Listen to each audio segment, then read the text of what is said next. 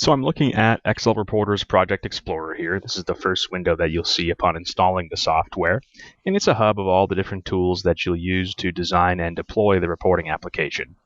But it's by default loaded to this XLR demo project, which is a sales demonstration that's pretty good at showing how XLReporter can work in different vertical industries and with different data sources.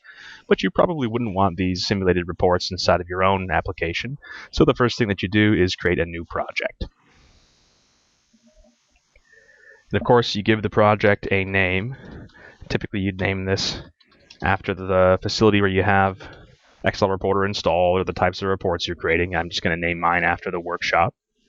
But the real key piece of configuration you're doing is defining the data sources or the connectors for the project.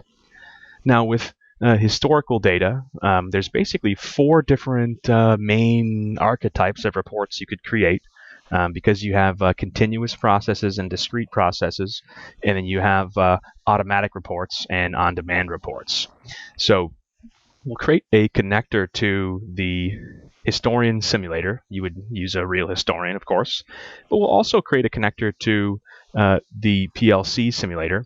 And if you're doing automatic reporting on a discrete process, XLReporter will use live event triggers in the PLC to generate reports for discrete periods like the duration of a batch or a machine cycle. So we'll actually leverage both live and historical data in this workshop.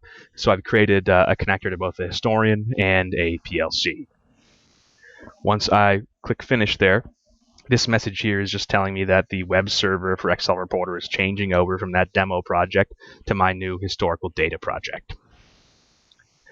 And now in the next series of videos following this, we'll show you how XLReporter can create both automatic and on-demand reports for continuous and discrete processes.